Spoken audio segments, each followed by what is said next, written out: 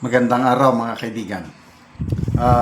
Follow-up vlog ko ito sa kung ano yung bansa na pwedeng puntahan ni Tatay Digong pagpalabasin na siya ng ICC.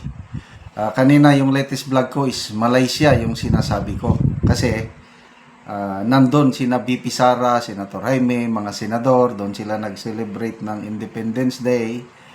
Parang doon na. Okay. Una kong pag-research kasi dapat ang bansa na kukup-kup sa kanya member ng ICC. By the way, sa mga bago lang nakaalam, meron na pong petisyon ang abogado ni Tatay Digong na kung pwede ang ICC bigyan nila ng interim release si PRRD. Pumayag ang prosecution, walang objection dahil meron isang bansa, member state o state party na kukup-kup, nagpahayag na ng kahandaan ang bansang ito na makipag-cooperate siya sa ICC. Paglabas si Tatay Digong, doon siya titirin sa bansang ito. Pag may hearing o trial, ang bansang ito ang magkukumit na makakatin si Tatay Digong sa mga susunod na hearing, sa mga trial. So, palagay ko, ano na ito? All set na ito eh. Kaya, wala na. Aburido na si Attorney Conte. Nagsabi na siya na para daw siyang binuhusan ng malamig na tubig sa balitang yan. Okay. So, yung bansa, Malaysia, yung unang search ko is Malaysia member of ICC. Sabi, yes. Yes, nag-join siya 2019. Tama ba? 2019. And then, pagbasa ko sa mga comments, may nagsabi na umalis na ang Malaysia 1 month after pag-join niya. Sinerch ko, meron nga. Ito, may article, April 5, 2019. News release. Malaysia, don't quit International Criminal Court. Basahin ko lang sandali, ha. New York. So, New York na balita ito. Malaysia's decision to withdraw from ICC barely a month after joining makes a mockery of the government's commitment to justice. Human Rights Watch said today, April 5, 2019. Prime Minister Mahathir Mohamad announced that because certain quarters had criticized the issue, the cabinet had decided to avoid political confusion and withdraw from the court's Rome statute. By quitting the ICC, Malaysia government is undermining its credibility on human rights reform, said Phil Robertson, Deputy Asia Director. Rather than stand up for justice, the government caved to pressure from former ruling parties and certain hereditary rulers. Okay, ito ang problema. Diba? May hari, may ano dyan. May mga nagsabi nga, baka mamaya, pati hari natin, pakikialaman ng ICC, iimbestigahan, tatanggalin nila dahil sa mga nangyari noon. So, a lot of pressure. Dahil sa pressure, nag-decide ang Malaysian government, withdraw. So, wala na. So, akala ko, Malaysia na talaga kasi nga, ang lapit sa Pilipinas, Tapos, visa free. Nandun sina, kahapon, nandun sina BP Sara. I don't know kung nakabalik na ba. All indication, Malaysia nga ang pupuntahan. Sa vlog daw ni Ka Eric, sinabi daw ni Ka Eric na Malaysia. Sa ngayon, hindi na pwede kasi hindi member ang Malaysia. So, ang tanong, saan? May nabasa rin akong mga comments. Sabi nila, most likely, Netherlands. Okay. Bakit Netherlands? Ako, medyo agree ako dito. Kasi ang Netherlands, naranasan na nila yung benefits, economic benefits, habang nandun si PRRD. Dumagsa ang turista. Nakakulong pa yan, Ang mga OFWs natin, o kababayang Pilipino na nagmamahal kay Tatay Digong. Pumupunta doon araw-araw, may Duterte Street, may Duterte Park, Duterte Pass, whatever, Duterte Beach. So, naramdaman ng Netherlands ang economic benefits, yung presensya ni Tatay Digong. So, baka naisip nila nga,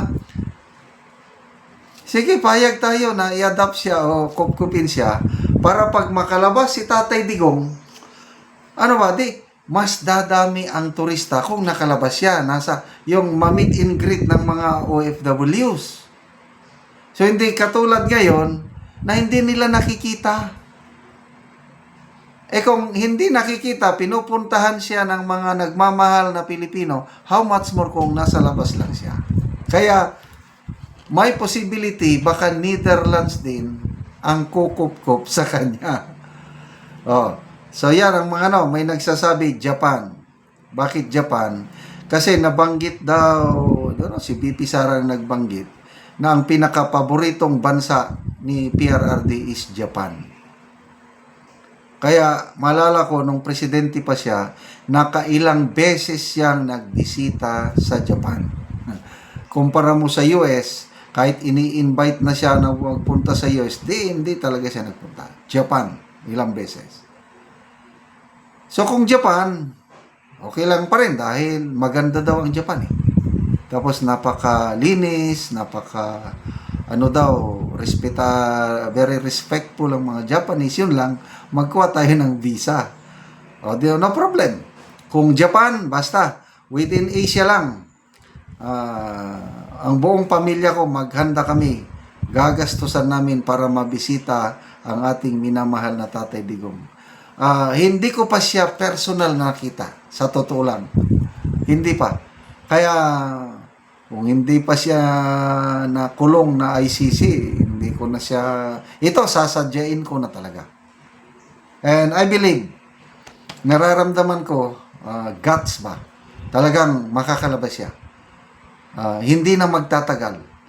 Hindi na magtatagal. Kaya, malaking sampal ito sa administrasyong ito, ang Marcos Jr., pag makalabas siya, dadalhin siya sa isang ASEAN country, tapos dinadagsa siya ng mga turista doon, nag-i-improve ang ekonomiya dahil sa tourism, samantalang sa ating bansa, wala pa konti ng pakunti ang mga turistang bumibisita. Bakit? Kasi tayo ang number 1 most dangerous country na bisitahin ng mga turista. Yan po ang tatak bagong Pilipinas. Okay mga kaibigan, salamat sa inyong pagsubaybay sa ating channel. Nakakatulong kayo ng malaki sa ating tribong talandig ng Bukidnon dahil ang sweldo po natin pantulong sa kanila. Namimigay tayo ng mga yero at pako para makapagpatayo sila ng mas maayos na tirahan. Panoorin nyo ang video na ito. Una ni ang yero nga ipanghatag sa mga taong kadtong mga daot na ilang balay. Sumuna ni si Angkol ang natagaan.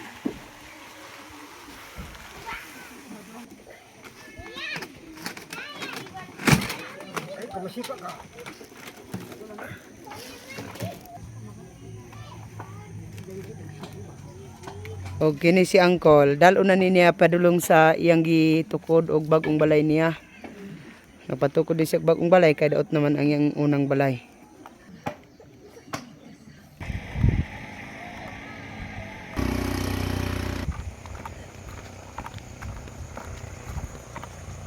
So subida gyud kayo ang agianan padulong sa balay ni Angkol. Gihangak gani ko. So padulong na ni sa ibabaw ang subida.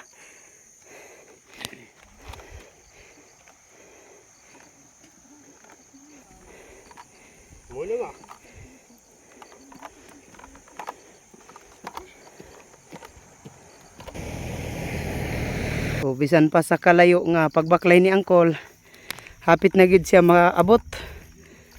Bahalag layo. Lahutay gid si Angkol. Karon maabot na gid sa ibalayan ni Angkol.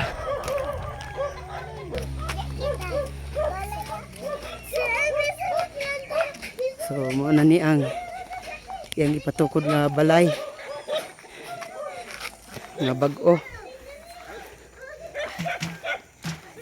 Salamat sa Ginoo ha, natagan mi og sin ang naghatag sa Mm. ikigiw ko uynok.